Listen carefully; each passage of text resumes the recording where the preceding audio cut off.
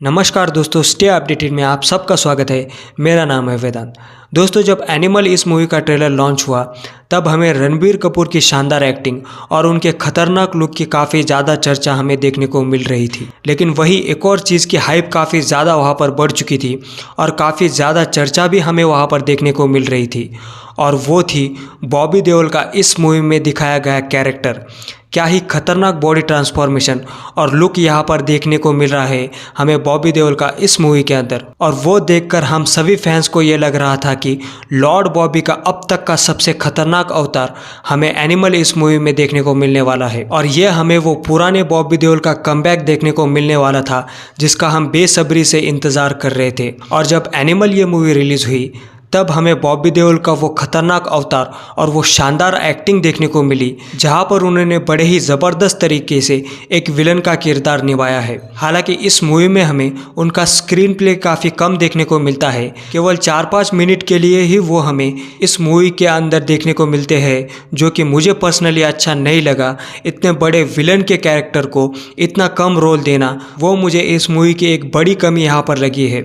लेकिन जितने भी देर तक हमें वो स्क्रीन पर देखने को मिलते हैं और जिस तरीके से उन्होंने एनिमल इस मूवी में एक्टिंग की है, वो देखकर हम ये कह सकते हैं दोस्तों कि हमें वो पुराने बॉबी देओल एक नए अवतार में इस बार कमबैक करते हुए देखने को मिले हैं। लेकिन उनका ये कमबैक इतना आसान नहीं था। एक टाइम ऐसा भी था कि उन्हें किसी भी फिल्म में काम नहीं मिल रहा था। वो लगभग 5 सालों तक इंडस्ट्री से गायब हो चुके थे। वो एक तरीके से डिप्रेशन और एंजाइटी का शिकार वहाँ पर बन चुके थे।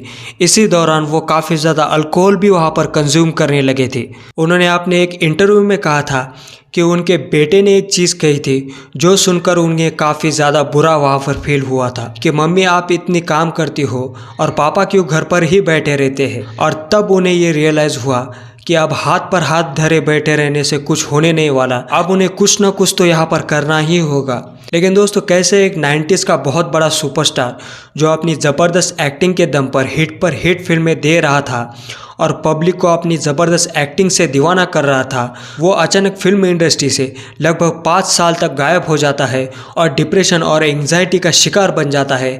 आइए जानते हैं दोस्तों, बॉबी देओल जो कि हमारे फिल्म इंडस्ट्री के one of the most famous और एवरग्रीन सुपरस्टार्स में से एक धर्मेंद्र देओल जी के बेटे हैं, जिन्होंने बचपन में ही 1997 में आई हुई धर्मवीर इस मूवी में एक छोटा सा कैमियो करके अपनी एक्टिंग की करियर की शुरुआत कर दी थी। और तब वो महज 10 साल के एक बच्चे थे। उसके बाद फिर 1995 में उनकी पहली फिल्म बरसात रिलीज़ हुई, जिसमें उन्होंने एज ए हीरो पहली बार बॉलीवुड के अंदर अपना डेब्यू किया। और दोस्तों, जहां पर देओल फैमिली से कोई भी हमें डांसर देखने को नहीं मिलता, वही बॉबी देओल ने अपनी ज़बरदस्त डांस स्किल्स और शानदार एक्टिंग के दम पर अपनी एक अलग पहचान बना ली थी। और उसके बाद मानो वो अपने करियर के पीक पर खड़े थे। उनकी एक के बाद एक फिल्में आने लगी थी और वो बहुत ही ज़्यादा सुपरहिट साबित हो रही थी, जिसमें हमें गुप्त, सोल्जर, बादल, बिच्छू, हमराज जैसे कई बड़े बड़े ब्लॉकबस्टर फिल्म्स हमें देखने को मिली, जहां पर उन्होंने अलग अलग फिल्मों में अलग अलग रोल को परफॉर्म करके अपनी एक अलग फैन बेस बना ली थी। और वो अपने करियर की इस फेज़ को काफ़ी ज़्यादा एंजॉय भी कर रहे थे। लेकिन 2004 के बाद का उनका ये सिलसिला मानो एक तरीके से ख़त्म हो गया। उनकी फिल्में एक के बाद एक फ्लॉप होने लगी और 2013 तक उनकी कोई भी फिल्म हिट साबित नहीं हुई। लगभग 9 साल हो गए थे, लेकिन उनकी एक भी फिल्म नहीं चली। सभी फिल्में उनकी फ्लॉप हो रही थी। उसके बाद फिर उन्हें काम मिलना बंद हो गया।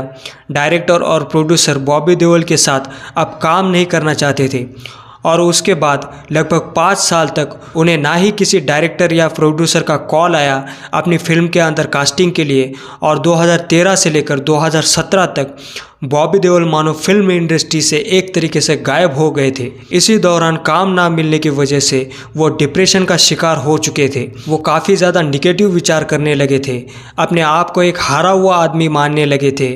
और इसी दौरान उन्होंने काफ़ी ज़्यादा अल्कोहल भी यहाँ पर कंज्यूम करना स्टार्ट कर दिया था, जो कि उनके लाइफ का सबसे बुरा दौर था, ऐसा उन्होंने अपने एक इंटरव्यू में कहा था। लेकिन उसके बाद 2017 में उन्हें सलमान खान का कॉल आया और सलमान खान ने उन्हें रेस 3 के लिए कास्ट किया। एक बात तो यहाँ पर माननी होगी दोस्तों, जब भी किसी को ज़रूरत होती है तो उसके मदद के लिए हमें हमेशा हमारे सलमान भाऊ उसके साथ खड़े हुए देखने को मिलते हैं। हालांकि उन्होंने बहुतों के करियर को डुबाया भी है, खैर वो तो एक अलग बात है। लेकिन जब सलमान भाई ने बॉबी देओल को रेस 3 मूवी के लिए अप्रोच किया तब उनके अंदर एक उम्मीद की किरण जगी।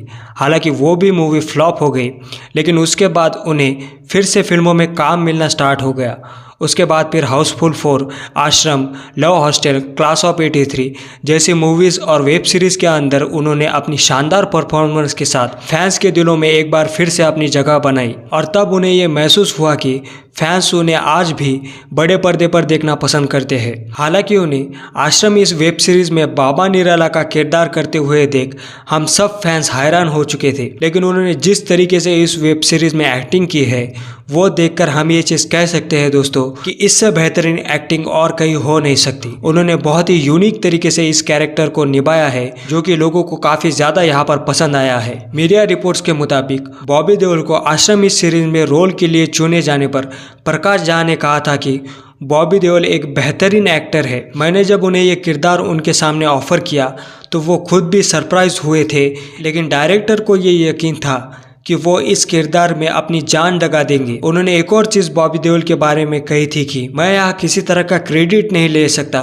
लेकिन यहाँ बॉबी ने ही अपनी एक्टिंग के दम पर अपने काम को साबित किया है। और उसके बाद फिर एनिमल इस मूवी में उन्होंने जिस तरीके से एक्टिंग की है वो देखकर हम ये चीज़ कह सकते हैं दोस्तों कि इससे बेहतरीन कमबैक और कहीं हो नहीं सकता। और हाल ही में हमें कुछ ऐसी वीडियोस देखने को मिली है जहां पर एनिमल इस मूवी के सक्सेस को देखकर बॉबी देओल हमें रोते हुए देखने को मिले हैं। और यहाँ से हम इस चीज़ का अंदाज़ा लगा सकते हैं दोस्तों कि कितनी मुश्किलों से गुजर के, कितने बड़े स्ट्रगल को झेलकर बॉबी देओल ने एक बार फिर से अपना कमबैक करके दिखाया है। और इसलिए दोस्तों बॉबी देओल के इस बेहतरीन फाइट बैक की हम उन्हें बधाई देना चाहते हैं और वो और अच्छी फिल्मों में काम करे और अपने बेहतरीन एक्टिंग से हमें और ज़्यादा एंटरटेन करे। और बॉबी देओल जैसे एक्टर की फ़िलहाल बॉलीवुड को ज़रूरत है जो कि बॉलीवुड की डूबती हुई नैया को पार ले जा सके।